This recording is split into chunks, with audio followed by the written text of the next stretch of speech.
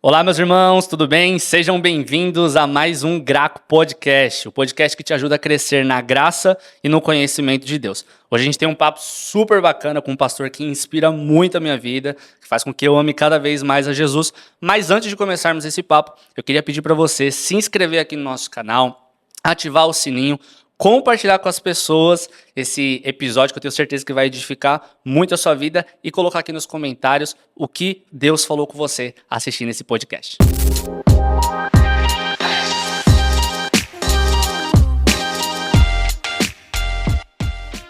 Pastor Gumer Souza, que honra, obrigado por ter tomado esse papo, viu? É um prazer muito grande estar aqui nesse primeiro podcast da Graco, é um privilégio grande que eu sei que Deus vai fazer coisas tremendas através de vocês, através desse projeto. Amém, amém. Obrigado, pastor. Pastor, para quem não te conhece ainda, conta um pouco da sua história, da sua história, como que foi o início da sua caminhada com Jesus e como que foi esse início aí? Bom, eu nasci no lar evangélico, tive esse grande privilégio de ter pais que amavam a Jesus e que me ensinaram esse caminho. Eu diria que a minha mãe, ela teve um papel muito importante de ensinar o temor do Senhor. A Bíblia diz que o temor do Senhor é o princípio da sabedoria. Então, mesmo antes de uma conversão genuína, eu já tinha muito temor. E como é o início da sabedoria, né, o princípio da sabedoria, até eu adquiri a sabedoria que é Cristo, o temor guardou muito o meu coração. O meu pai me ensinou muito a amar Jesus, a amar a igreja local, ele era apaixonado pela igreja local, em servir a igreja local, apaixonado por pessoas, apaixonado por evangelismo. E então eu cresci nesse ambiente que me influenciou bastante. Mas com cerca de 20 anos de idade é que eu tive um encontro muito poderoso com Jesus, porque apesar do ambiente ser muito adequado dentro da igreja que eu nasci, eu não tinha, além da minha família, né, no meu entorno, não tinha tantos bons testemunhos de cristianismo. E isso me levava a ter uma vida dupla, essa que é a grande verdade. Mas um dia ouvindo uma palavra muito forte, essa palavra entrou no meu coração e despertou todo o temor que a minha mãe já tinha plantado, e eu percebi que o caminho que eu tinha escolhido era um caminho que me levaria para distante de Deus. E ali foi uma conversão genuína, né? Eu senti assim o céu se abrindo diante de mim de um lado. Do outro lado, eu senti o inferno também se abrindo.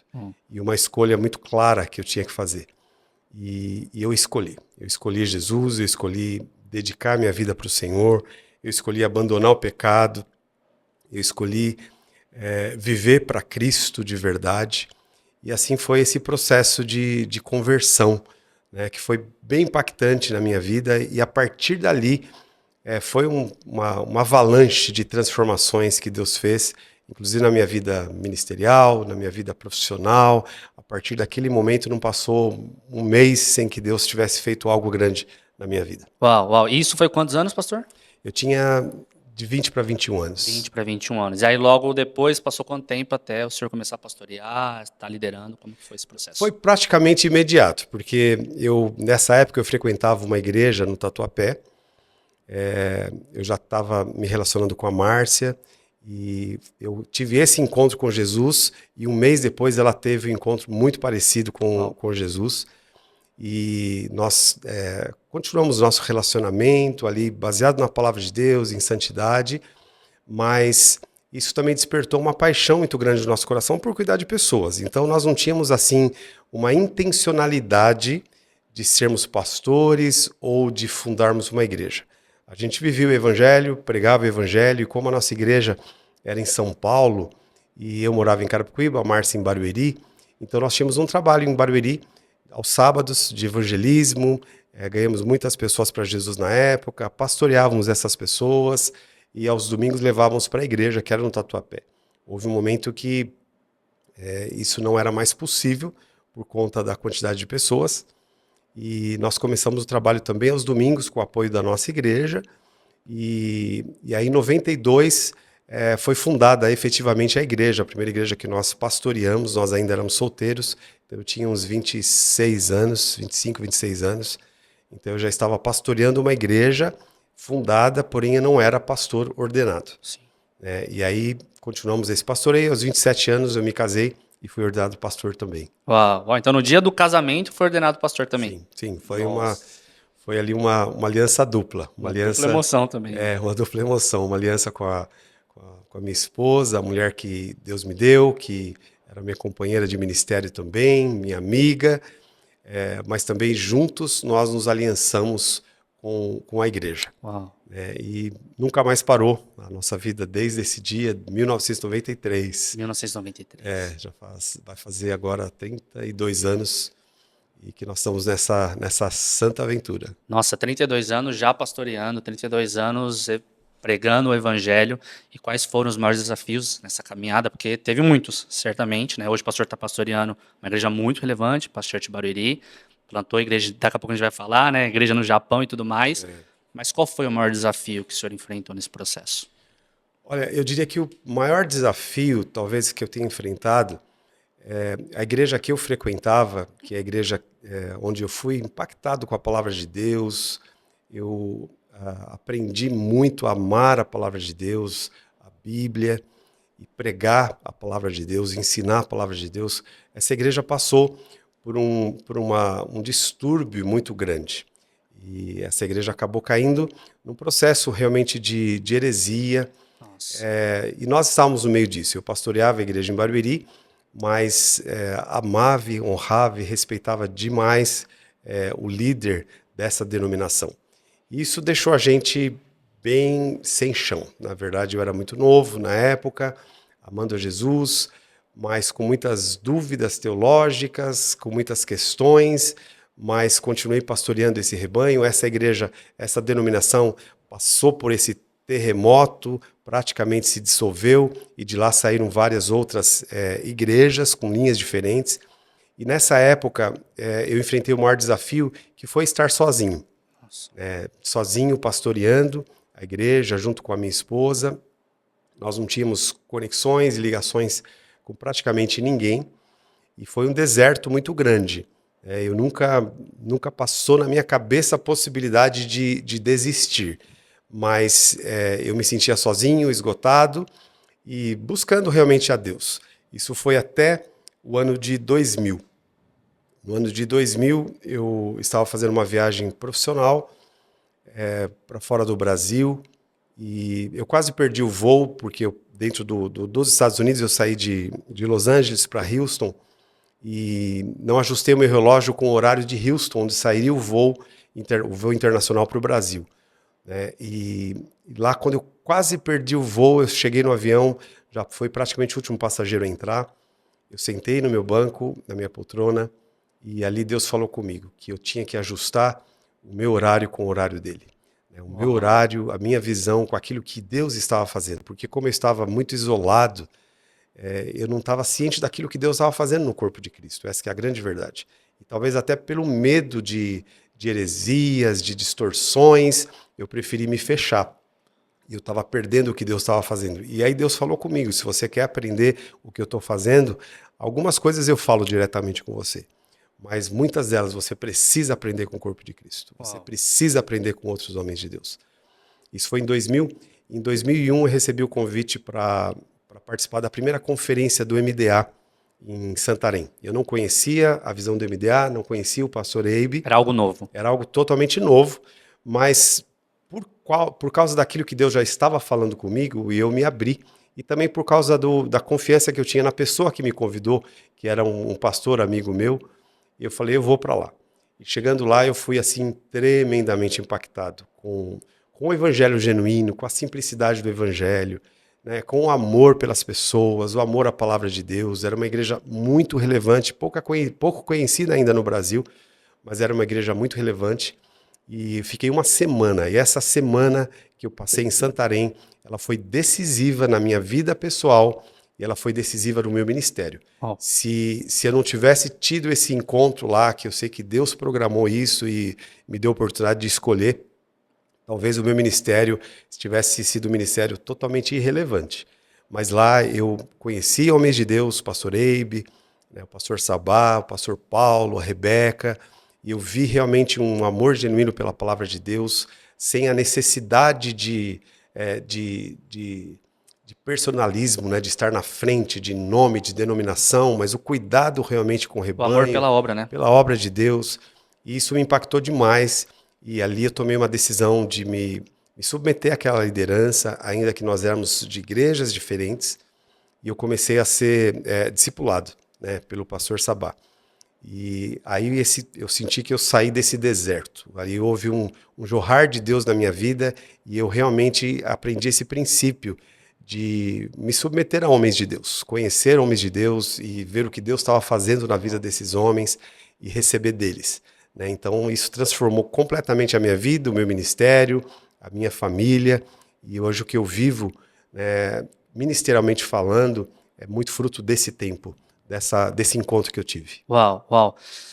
Pastor, hoje a gente vive num contexto, as redes sociais estão aí, tem muito conteúdo, muito ensinamento, principalmente o cristão está postando mesmo vídeos, ensinamentos bíblicos, e como consequência disso a gente também vê muitas falsas doutrinas sendo ensinadas, né? Diversos falsos profetas até se levantando, algumas doutrinas hereges mesmo sendo ensinadas no meio da igreja. O senhor crê, diante da situação que o senhor viveu, o senhor falou que passou por uma igreja que teve um período de heresia e logo depois se encontrou sozinho. O senhor crê que andar sozinho, sem a supervisão, sem ter uma cobertura de uma liderança, é um dos grandes motivos de heresias surgirem, né, de falsas doutrinas surgirem? Como que o senhor vê essa questão? Olha, eu vou falar isso de uma forma não muito genérica, mas talvez mais pessoal, Claro. que é a experiência que eu tive. A igreja que eu frequentei e que eu tenho uma gratidão muito grande pelos líderes, pela palavra, pelos ensinos, coisas que me ajudaram e me ajudam muito, e eu honro bastante. O líder já é falecido, mas a heresia que ele caiu, na minha opinião, foi exatamente fruto desse isolamento. De você achar que as verdades mais profundas Deus vai revelar para você e você vai ser o precursor disso e informar as pessoas, levar essa realidade para as pessoas. Porque um dos piores problemas do homem é o orgulho. E às vezes esse orgulho é manifesto em cima dessa busca pela verdade. E uma das faces desse orgulho é a necessidade de protagonismo. A necessidade de ser o primeiro, a necessidade de ser aquele que tem mais revelação, tem mais sabedoria, e aí cai em laços do diabo. Então, sim, respondendo a sua pergunta, eu acho que o estar isolado, não saber reconhecer a graça de Deus na vida das outras pessoas, a não saber se colocar aos pés de pessoas no sentido de receber, de beber, de ser aluno, de aprender, isso é um grande laço. Porque a própria palavra de Deus já fala, né, que a soberba precede a ruína. Né? Agora, a humildade, né, abre esse espaço. A Bíblia diz que os humildes herdarão a terra. Então, essa é uma das características super importantes, eu acho, para proteger a nossa vida de heresias. Agora, isso é um ponto muito importante. Mas tem o contraponto disso também, que é você estar aberto e sem filtros para tudo o que se diz em nome de Jesus e em nome da Bíblia, da palavra de Deus. Isso é um perigo muito grande, especialmente os jovens correm muito esse risco, porque hoje qualquer um que fala bem, né, que tem uma boa retórica, que tem um bom conhecimento bíblico, ele pode abrir um canal no YouTube, ele pode se colocar numa posição de professor e ele vai realmente ter muitos alunos que vão segui-lo. Mas são pessoas que não conhecem a vida desse camarada, não conhecem a frutificação. A Bíblia diz que pelos frutos os conhecereis. Eu confesso que isso é uma coisa que me deixa muito triste. Às vezes pessoas que são os neoteólogos da internet, mas os caras não ganharam uma vida para Jesus, os caras não plantaram uma igreja, os caras não têm uma história no Evangelho. Às vezes estão nessa posição também porque, de uma forma até muito antibíblica, desonraram e romperam com certas lideranças. Então, por trás disso tudo, existe uma plataforma de orgulho. Então, isso é muito perigoso. Então, nós precisamos, por isso que a palavra de Deus fala muito sobre a igreja como corpo, e corpo é conexão. né? Não é só você conhecer uma pessoa através de um vídeo, através de uma rede social, através de uma internet, de você saber honrar as pessoas que dão a vida por você, que te servem, né, que te amam. Então isso é muito importante para nos proteger. Agora é óbvio que seguindo essas pessoas, nós temos também, e essa é uma das grandes belezas do Evangelho, todos nós temos acesso à verdade, que é a palavra de Deus. E eu digo isso, que é o que Paulo falava, Paulo elogiava os cristãos que o ouviam e conferiam na palavra que eles tinham na época, na Bíblia que eles tinham na época, especialmente o Velho Testamento, se Paulo estava realmente falando a verdade, a né? verdade, entende? Então o Evangelho é lindo nesse sentido de que eu não sou o dono da verdade, então eu digo isso para todo mundo.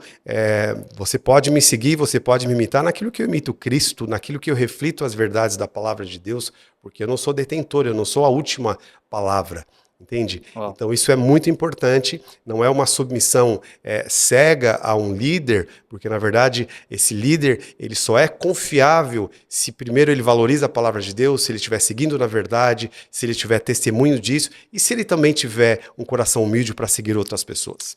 Muitas vezes a gente olha somente a boa oratória, como o senhor falou, né, os bons ensinamentos, entre aspas, mas deixamos de olhar a vida que esse camarada está vivendo. Essa é uma realidade. E algo muito importante, eu creio, que a igreja é uma das manifestações de Deus aqui na Terra, uma poderosa manifestação do Senhor, né, o corpo de Cristo. E se nós vivemos uma teologia, cremos em uma teologia que fere esse corpo, talvez nós estamos seguindo uma teologia que não é uma verdadeira teologia, né? Uma teologia que está andando totalmente ao contrário dos preceitos e princípios da palavra de Deus. Diante disso tudo, hoje, até levando, né, o tema do podcast, que é o cristão e a Bíblia, como que você vê essa relação entre o cristão e a Bíblia, né, na atualidade? Porque vem aí o pastor falou, 32 anos pastoreando. Nesses 32 anos, como que o senhor tem visto essa relação atual mesmo, né, até da juventude com a palavra de Deus? Tem visto de certa forma perigosa, tem visto de certa forma benéfica, o jovem está buscando a Bíblia, como que tem sido esse processo na sua visão, pastor? Bom, eu acho que tem muito espaço para nós crescermos como igreja nesse sentido. E eu acho que a liderança hoje da igreja evangélica no Brasil, e eu falo me incluindo, né, falando principalmente de mim, nós temos que trabalhar e estimular muito o amor pela palavra de Deus, o enraizamento da vida naquilo que é a palavra de Deus. Porque se a gente for pensar, a Bíblia é um livro maravilhoso, né? O próprio pensamento, o coração de Deus, a revelação de Deus. Livro vivo, né? Exatamente, é a palavra viva, a palavra que foi preservada. Né? Pensa só, são 66 livros, né, escritos por 40 autores diferentes, em 15 séculos, num tempo diferente. Porém, ela é um livro só. É um livro só, não tem contradições, é um livro que foi investigado, um livro que foi perseguido, um livro que foi banido ou tentaram banir de muitas culturas, de muitos países. Quantos reinos se levantaram para tentar destruir, arrancar, matar tanto o cristão como queimar a Bíblia. No entanto, a Bíblia é indestrutível, porque ela é a própria palavra de Deus e o próprio Deus a preserva.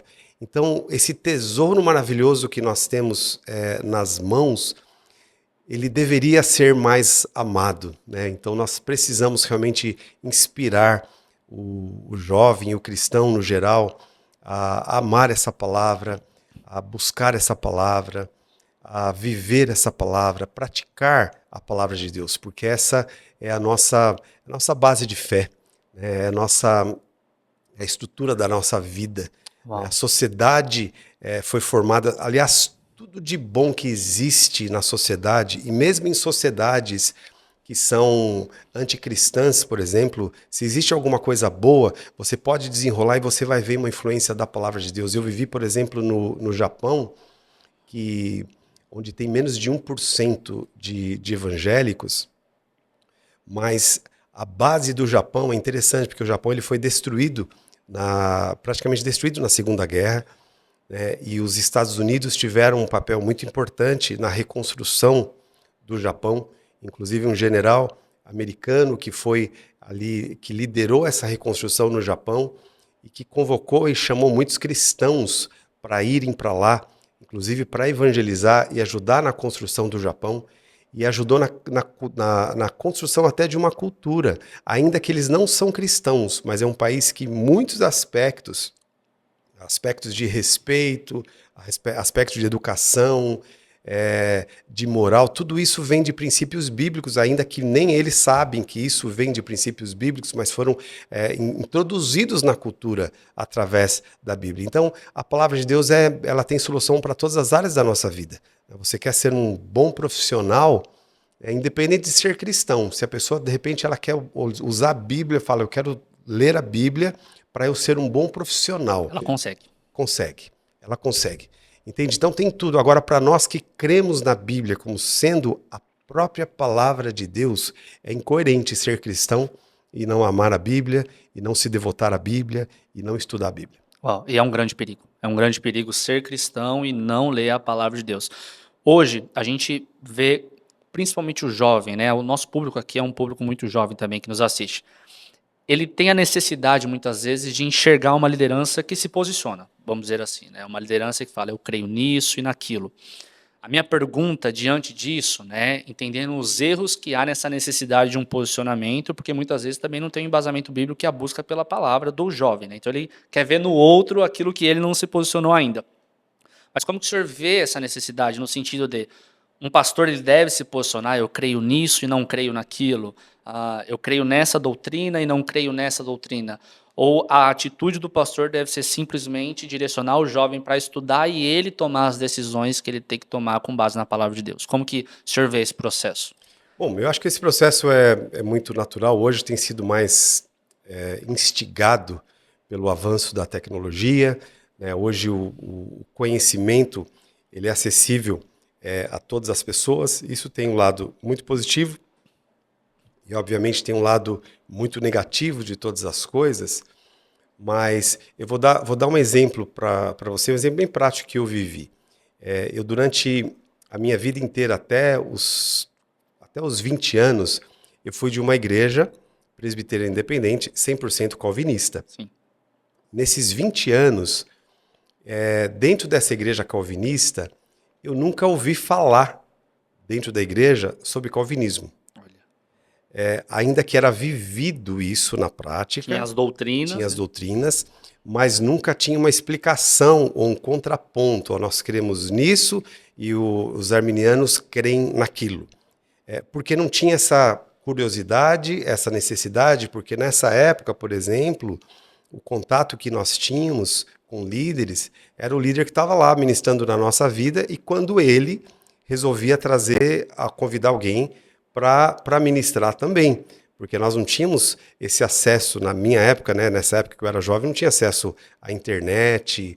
O máximo que tinha, e que ainda assim era bem raro, era acesso a fitas cassetes, né? Mas eu não me lembro na minha juventude de ter pego uma fita cassete de pregação, por exemplo, para ouvir, entende? Então não tinha essa curiosidade a respeito dessa variedade doutrinária. Sim. Eu senti os efeitos do calvinismo na minha juventude, mas fui conhecer de fato a teoria do calvinismo quando eu estava fora da igreja e que eu fui estudar a palavra de Deus e fui ver essas correntes e eu falava, puxa, eu era calvinista e nem sabia. Fazia parte, nem sabia. Então, nessa época não tinha essa possibilidade, né, de você conhecer muitas coisas fora ali do seu raio de ação. Eu tinha contato nessa época com alguns pastores mais pentecostais, e assim por diante, mas era muito, muito ralo, né, esse contato. Então, agora, hoje, nós vivemos um momento completamente oposto. Né? Completamente ao contrário. Então, esse momento que nós estamos agora, diferentemente daquele tempo, exige dos líderes um posicionamento. Um posicionamento até para dar direção e também para ensinar e também para alimentar e num certo sentido, armar os membros contra heresias baseado no nível de fé que os pastores, né, têm e para poder instruir as suas ovelhas. Então, eu acho, sim, necessário um posicionamento claro. Uau, muito legal.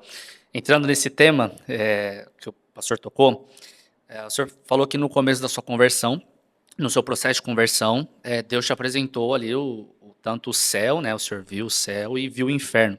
E uma frase que ficou muito na minha cabeça, que eu achei muito legal, é que o senhor falou, eu decidi, né? Como a gente tocou nesse assunto de calvinismo, arminianismo, e querendo ou não é o grande debate hoje na atualidade, como que o senhor enxerga, né, essas duas doutrinas? O senhor crê no livre-arbítrio, não crê? Creio na perca da salvação, não creio? Como que o senhor vê esse grande debate entre calvinistas e arminianos? Bom, eu vejo isso com muita tranquilidade. Eu acho que existem visões diferentes. O meu problema hoje, aliás, tem vários problemas com o calvinismo, mas eu acho super necessário, até como pastor, ter um posicionamento muito claro para os membros que hoje confiam em nós e estão debaixo da nossa cobertura, porque há uma diferença, por exemplo, entre você crer de forma diferente no que diz respeito à escatologia, porque escatologia fala de algo que vai acontecer no futuro. Sim. O problema do calvinismo versus arminianismo é que fala de algo que já está consumado e que já aconteceu. Então, na minha opinião, não existe como, essa minha opinião, eu respeito quem pensa diferente, mas não existe como você construir um ministério entre duas correntes na mesma igreja, porque não vai haver convergência, porque tem alguns pontos que são bem divergentes. Sim. São bem divergentes. Então, isso tá ligado à estrutura, à base, aquilo que já aconteceu. Fala sobre doutrina da salvação, não fala sobre um ponto central, né, do exatamente. E não fala sobre algo futuro, é algo que já aconteceu.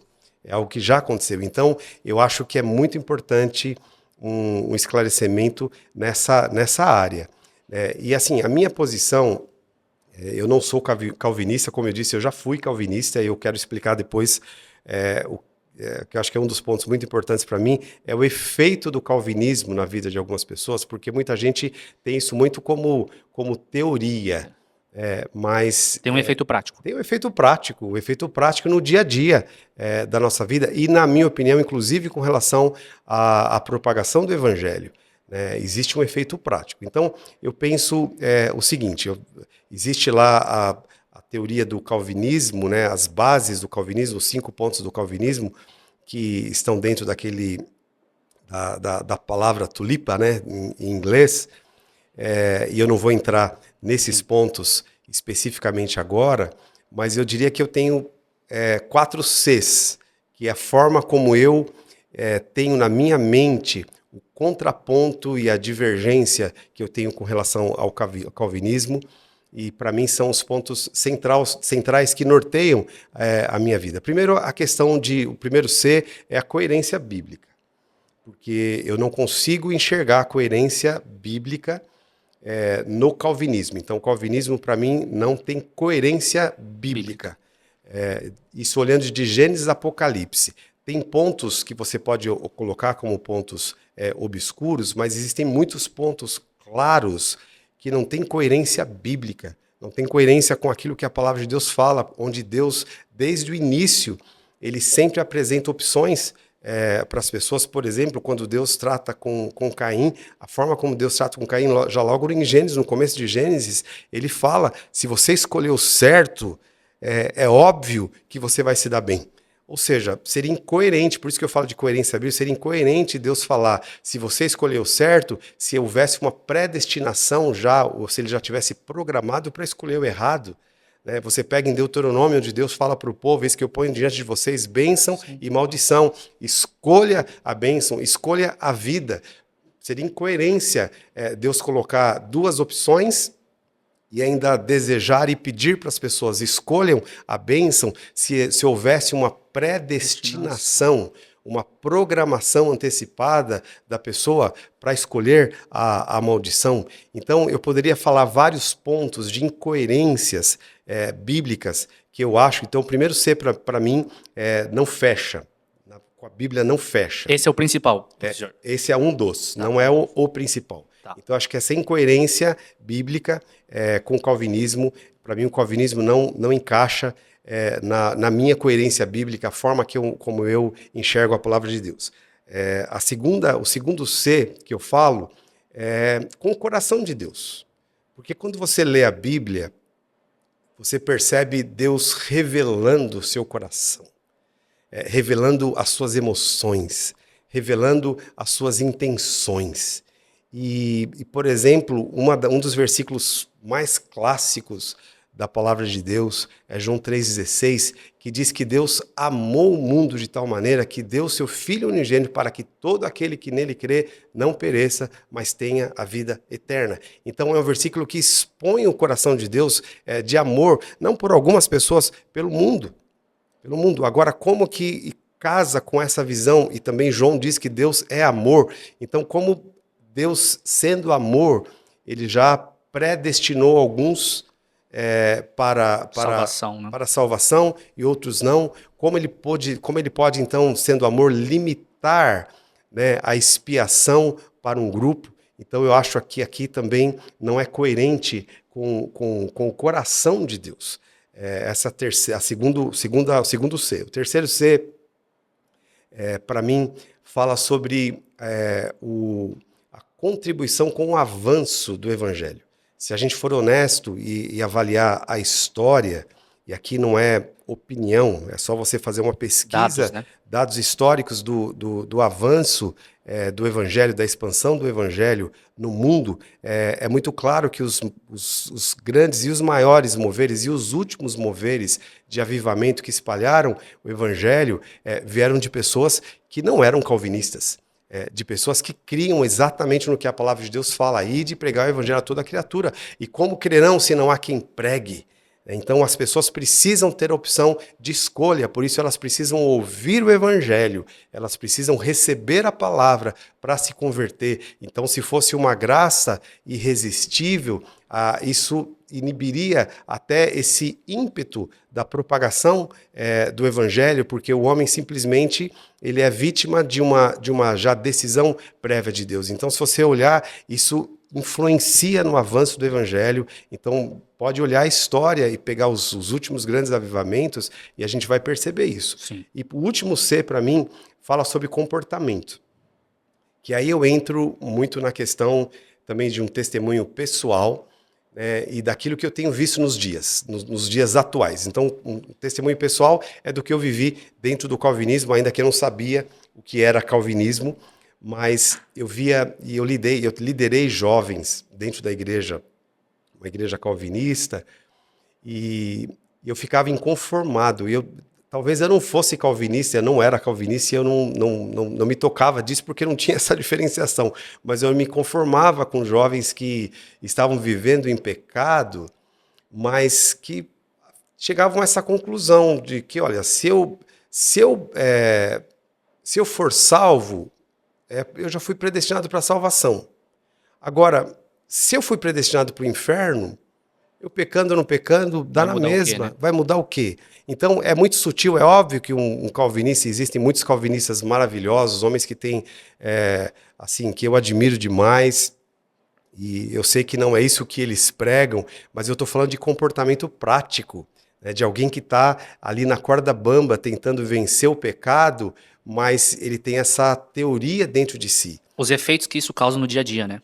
No dia a dia, no mover de santificação. Eu estava lendo recentemente um livro sobre batalha na mente de uma neurocientista, e o livro obviamente não fala sobre calvinismo, fala sobre ciência, baseado na Bíblia, porque ela é cristã, mas ela falando de duas correntes que existem na ciência, e uma corrente que poderia classificar como uma corrente calvinista científica, de uma corrente científica que pensa e acredita e defende que o cérebro humano, então ele já tem uma pré-determinação para muitas coisas que vai mudar praticamente nada na vida da pessoa, que quase que aquilo que vai acontecer já está pré-programado dentro do seu cérebro.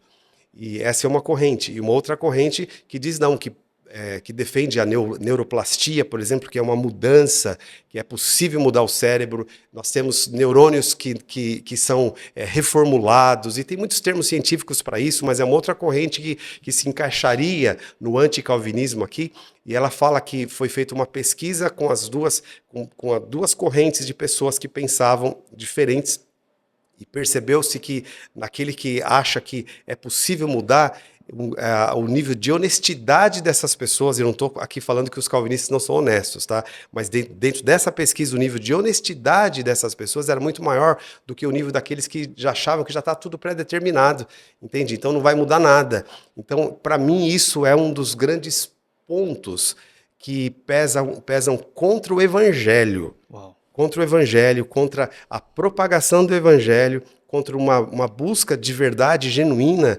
por santificação, né, por conhecer a Deus, por viver a palavra de Deus, por fazer as escolhas certas. O calvinismo acaba colaborando com um certo vitimismo, porque eu não tenho poder de escolha. Então isso, para mim, esse comportamento, ele é muito, na minha opinião, destrutivo. E o último ponto dentro ainda dessa questão de comportamento, que agora já não é mais um testemunho passado, é o que eu tenho visto atualmente, e eu não estou falando isso a respeito dos calvinistas, mas a respeito daquilo que eu vejo de muitos, até jovens, que levantam uma bandeira calvinista, que muitas vezes acabam caindo numa prepotência teológica. E o que é essa prepotência teológica? Que começam a classificar e julgar as pessoas baseado na sua lente teológica. O orgulho, né? O orgulho. E começam a classificar pessoas, vou dar exemplos aqui que eu já ouvi isso ser falado, por exemplo, pessoas como Kenneth Hagin. Cara, quem é o Kenneth Hagin? Um homem de Deus que contribuiu enormemente para o evangelho, para a fé, para milagres. Eu não posso dizer que eu concordo 100% com o que ele falava e o que ele vivia, porque eu nem conheço 100% do que ele falava, o que ele vivia, mas o quanto esse homem contribuiu para o evangelho, despertando esse mover da fé, esse mover de cura, esse mover de realmente dar espaço para esse mover do Espírito Santo, o testemunho vivo de cura dele, não foi uma fantasia, foi um testemunho vivo. E aí eu vejo pessoas classificando como herege, como, por exemplo, Randy Clark, que é um homem também que eu admiro demais. Há alguns anos atrás eu estava aqui perto, almoçando com ele, e conversando e ouvindo os testemunhos, não só dele, e como esse homem tem contribuído com o avanço do evangelho em muitos aspectos, mas aí muitos neoteólogos simplesmente falam, esse cara é um herege porque eu não concordo com isso que ele diz. Recentemente eu estava participando de um congresso muito, muito tremendo, que tinham vários pastores aí prominentes do Brasil ministrando, e um deles é o pastor da Primeira Igreja Batista de BH, e é uma igreja bem relevante no Brasil, e ele contando para nós o efeito que o Randy Clark teve na vida dele quando ele estava perdido no ministério, uma igreja pequena na época, e ele foi para Toronto, e lá em Toronto ele foi altamente impactado e desafiado, e Deus despertou a visão de pastoreio e discipulado na vida dele, usando a vida do Randy Clark. E hoje é uma das igrejas, a Igreja Batista Central de Belo Horizonte, uma das igrejas mais relevantes do Brasil. Você pega a Heidi Baker, por exemplo, uma mulher que, quando ela teve esse contato com o Randy Clark lá em Toronto, ela tinha plantado 10 igrejas, estava quase que pendurando chuteiras, esgotada. E teve uma renovação espiritual e saiu de lá e plantou mais de 10 mil igrejas. Nossa. Entende? Então agora eu fico pensando, quem é um neoteólogo para dizer esse cara é um herege?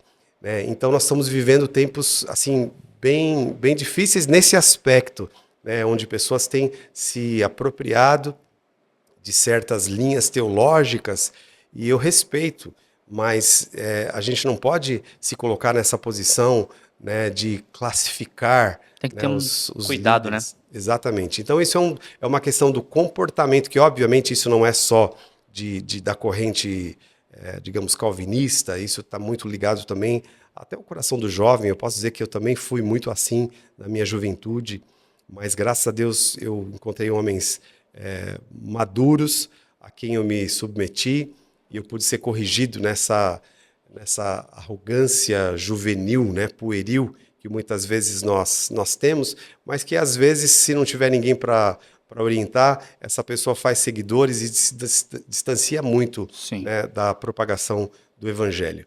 Então eu tenho esse como ponto. E por último, é um assunto bem vasto esse, por último, que eu acho que esses 4 Cs, que fala muito sobre coerência, se a gente não atentar para isso, gera uma incoerência, que a incoerência, na minha opinião, é aquilo que eu falei no início.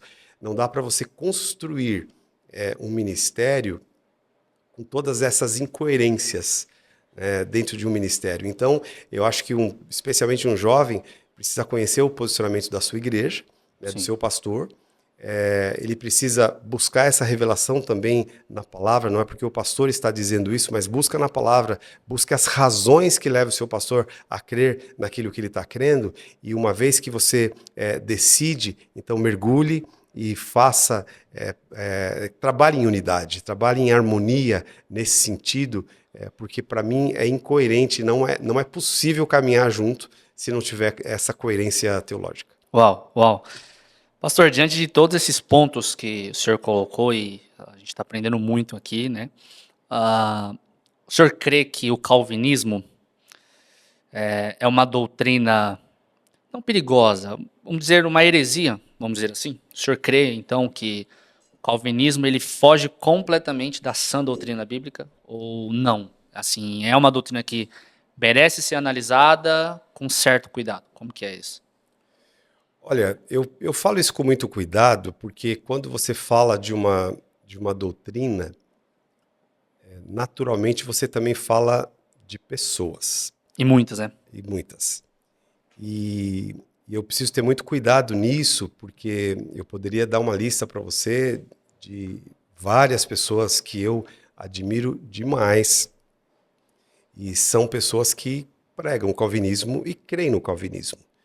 E eu não creio que são pessoas hereges.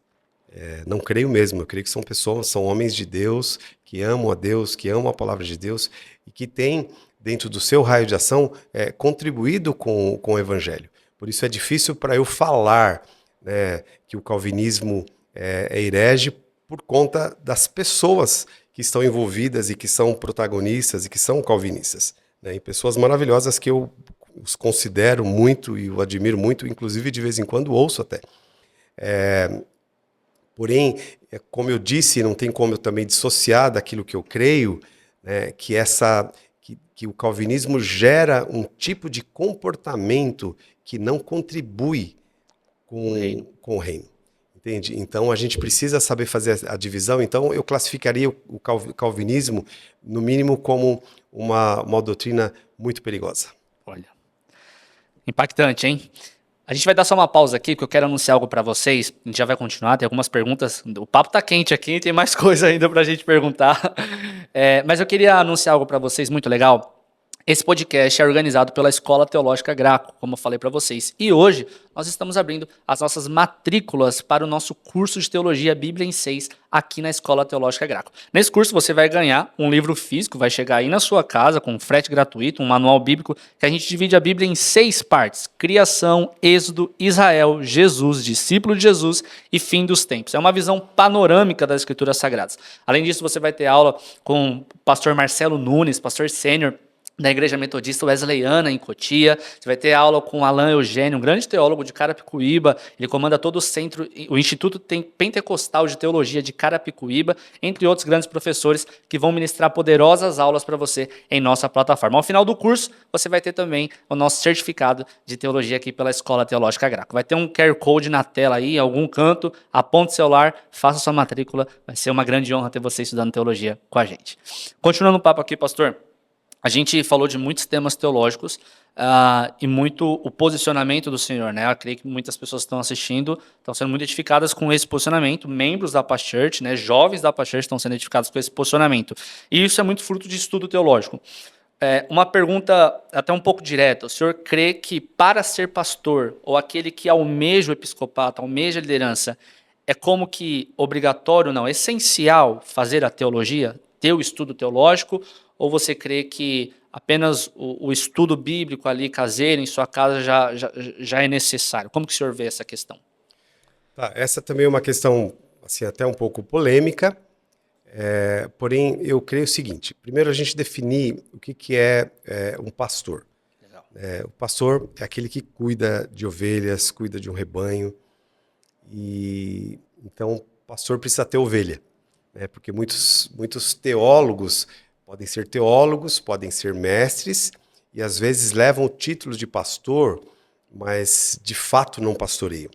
Então, eu diria que o caminho para ser um pastor, na minha visão, e é o que a gente pratica hoje dentro da Past Church, é uma pessoa estar conectada com a igreja e ela começar a crescer nessa visão de cuidado com outros, de cuidar de pessoas, enquanto ela vai também crescendo em conhecimento, e graça e conhecimento, e ela vai se despertar para esse chamado pastoral.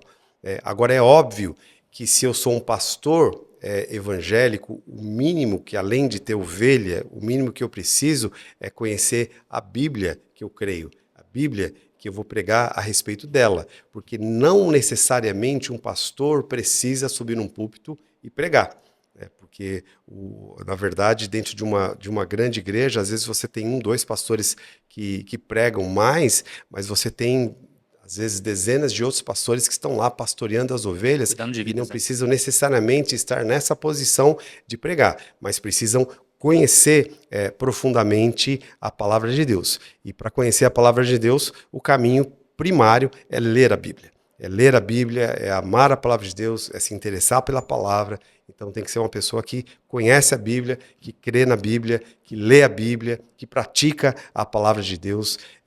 O apóstolo Paulo, em duas das suas cartas, né, uma a Timóteo e outra a Tito, ele fala sobre as qualificações dos bispos ou dos pastores ou presbíteros da época.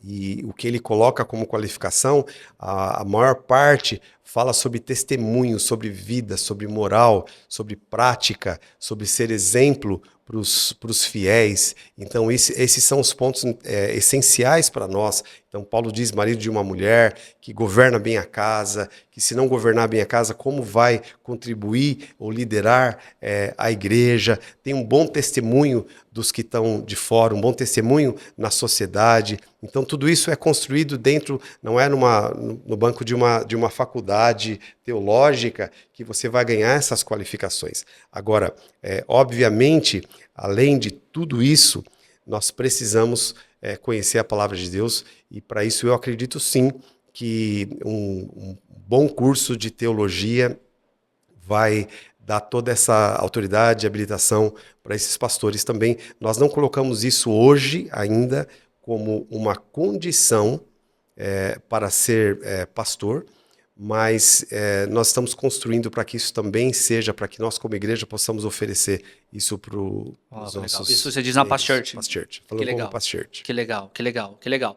Pastor, então, eu creio muito que durante anos e anos, e até uma opinião, houveram muitos exageros, até emocionais mesmo, né?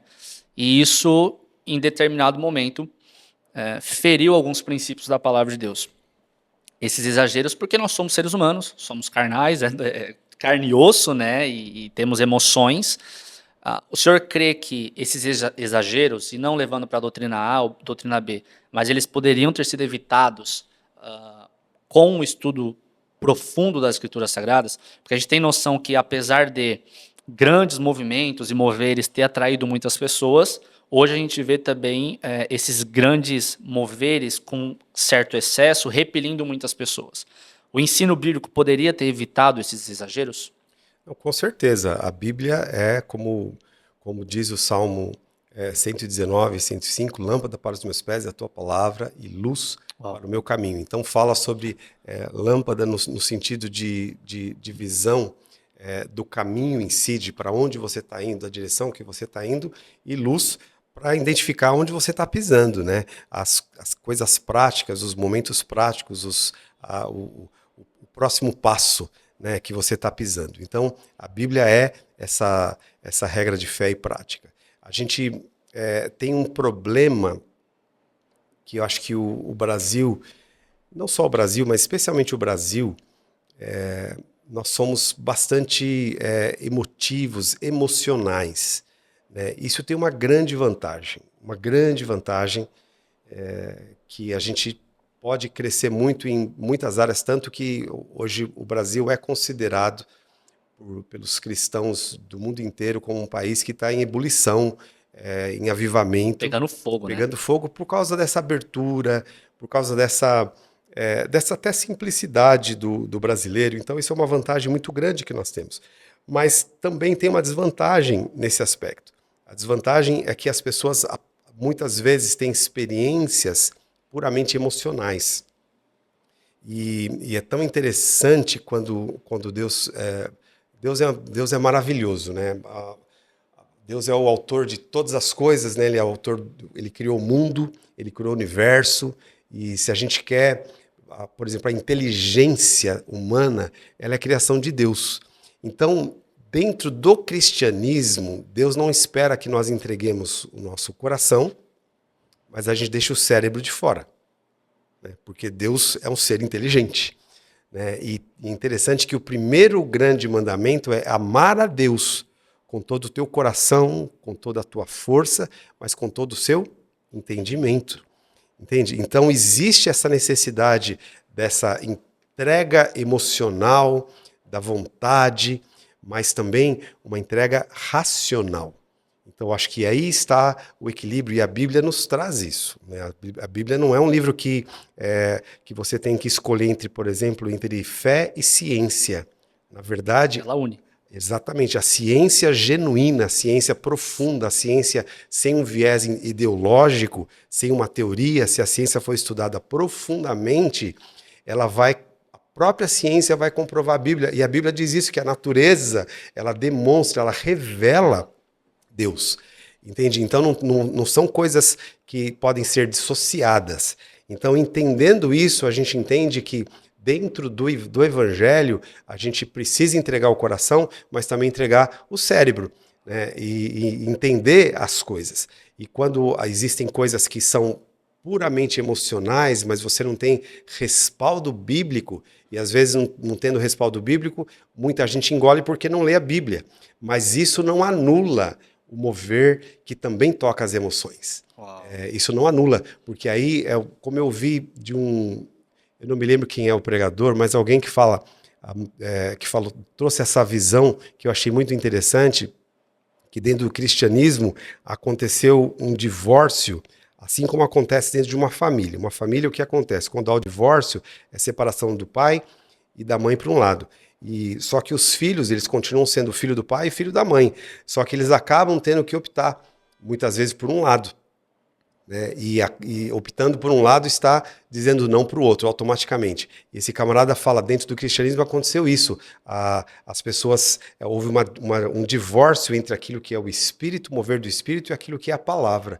E alguns optaram pela palavra. Não, nós somos bíblicos, nós amamos a palavra de Deus. E outros, nós amamos o mover do Espírito, nós amamos aquilo que o Espírito Santo faz. Mas, na verdade, o cristianismo genuíno não é o divórcio, mas é a união dessas duas coisas. Então, não tem como dissociar. Então, essa dissociação daquilo que é o mover do Espírito, daquilo que é a palavra, é que gera os excessos, tanto de um lado, como a falta do outro. Entendi. Então essa é a minha visão sobre essa questão. Nossa, e eu vejo que nós teremos igrejas cada vez mais saudáveis, conforme nós dermos a devida importância tanto para a palavra quanto para o espírito, para as emoções que nós temos, né? Esse casamento perfeito. Glória a Deus.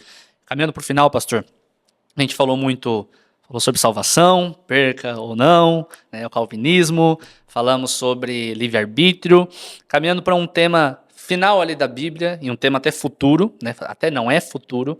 Como que o senhor enxerga esse processo ali da escatologia, né, talvez a pergunta que é mais realizada, pré ou pós-tribulacionismo, né, houveram aqui diversos posicionamentos do senhor nesse podcast, e a gente quer ver esse posicionamento também, como que o senhor vê essa questão de pré, pós-tribulacionismo, qual que é a sua visão a respeito do Apocalipse, da vinda de Cristo Jesus? Tá. Bom, com relação a essa visão escatológica, aquilo que eu disse no início, eu quero repetir, né? Uma coisa é você ter uma visão sobre salvação, né? Que é a base aqui da nossa fé e é algo que nós construímos a nossa vida sobre esses princípios e esse nível de revelação. Então é difícil caminhar com divergência nessa base. Já com relação à escatologia, fala sobre eventos que vão acontecer. E eu não tenho tanta preocupação com relação a isso, ainda que eu também acho que a visão que a gente tem de Apocalipse, ela influencia, óbvio, Nosso viver, né? o nosso hoje, né, as nossas decisões hoje, o fogo do nosso coração, tanto que a Bíblia fala muitas vezes, e a gente vê isso, Paulo falando, Pedro falando a mesma coisa, sobre amar a vinda do Senhor, sobre Maranata, ora vem Senhor Jesus, sobre ter essa visão, e a gente percebe claramente isso nas cartas apostólicas, sobre esse despertar e esse aguardar e esse ansiar pela vinda do Senhor, porque influencia o nosso dia a dia, serve como norte, então isso é realmente muito importante. Agora, como esses eventos vão acontecer e a ordem que esses eventos vão acontecer, eu diria que não é tão relevante. O meu posicionamento a esse respeito, mais uma vez voltando para a Bíblia, eu não consigo enxergar razão bíblica, a não ser uma razão da tradição, daquilo que se convencionou, daquilo que virou realmente uma tradição, é falar sobre o arrebatamento da igreja. Quem prega e tem muitos homens de Deus que eu também respeito, que falam muito sobre isso, e pessoas, inclusive, que eu tenho amizade, que falam sobre isso, mas eu não consigo ver uma prova clara na Bíblia. Por exemplo, as pessoas usam, né, a Apocalipse 3, quando Jesus fala, né, a carta à igreja de Filadélfia, que eu guardarei vocês da tribulação. Então, alguém vai e interpreta, bom, isso aqui está falando sobre o arrebatamento antes dessa grande tribulação. É uma inferência, porque a Bíblia não está falando exatamente isso. Tira meio de contexto, né? Tira de contexto, entende? Então, muita gente defende o arrebatamento e cravando o arrebatamento exatamente usando esse texto como base. Mas eu não consigo enxergar isso nesse texto. E em outros textos que são usados para falar sobre arrebatamento antes da grande tribulação, eu também não consigo enxergar. Então eu preciso ser muito honesto com aquilo que eu estou vendo, aquilo que eu estou analisando da Bíblia. Eu creio muito, e tem mais, tem outras coisas que para mim são perguntas que quem crê no arrebatamento tem explicações a esse respeito, que é muito claro na Bíblia quando João vê uma grande multidão e ele pergunta de onde vem esses, vem da grande tribulação. Então, ok, vai haver um grande mover de conversão na grande tribulação, mas quem vai pregar esse evangelho? Aí tem as inferências, é o judeu que vai se converter, que vai ser o protagonista desse grande avivamento, mas a Bíblia também não nos fala, claro. Teorias extra-Bíblia, né? Essa Bíblia, o que eu creio que a Bíblia colocou, que a palavra de Deus nos diz claramente que colocou na mão da igreja, sejam judeus ou sejam gentios que se converteram, que tem a incumbência da propagação do evangelho. Então, se a igreja foi tirada, alguns creem até que o Espírito Santo é tirado da terra, como vai haver convencimento do pecado? Como vai haver um grande mover?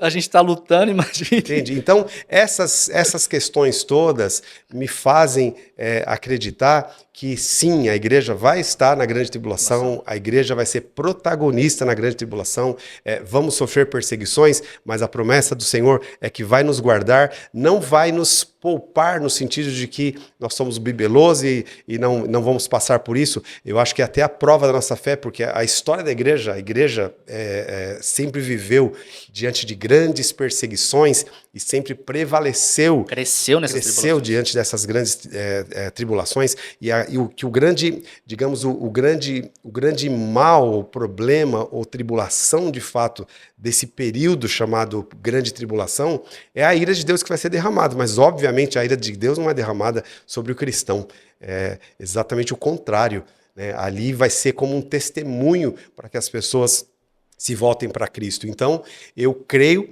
sim que a igreja vai passar pela grande tribulação e, particularmente, eu tenho o sonho de passar pela grande tribulação, de ver esse grande mover de Deus, aquilo que acontecia, a junção daquele mover de Êxodo pelas mãos de Moisés, os grandes milagres acontecendo, né, com aquilo que aconteceu na igreja primitiva, havendo esse mover, né, nesses últimos dias. Será lindo, então, né? Será lindo, sabe, triunfante. Então, eu não tenho, essa é a minha visão, mas respeito com todas as letras, todo mundo que pensa diferente disso, né? Porque tem as suas razões e a sua lente teológica para enxergar e crer de forma divergente. Uau. Pastor Gumer, Prazer. que alegria. Prazer estar aqui. Foi uma das maiores honras da minha vida, Amém. pode ter certeza. Amém. Amo o Senhor, amo Amém. sua família. Amém. E obrigado. Glória a Obrigado por Deus. esse É um momento. prazer e uma honra estar junto com você nessa construção desse ministério. Amém. E eu creio que Deus vai te levantar e te levar muito longe. Amém. Amém. Glória a Deus. Gente, esse foi o Graco Podcast com o pastor Gumer Souza. Foi uma honra ter ele com a gente. Tenho certeza que você aprendeu muito. Eu queria te pedir, compartilhe esse episódio com seus amigos, familiares. Vamos juntos crescer na graça e no conhecimento de Deus. Deus abençoe sua vida.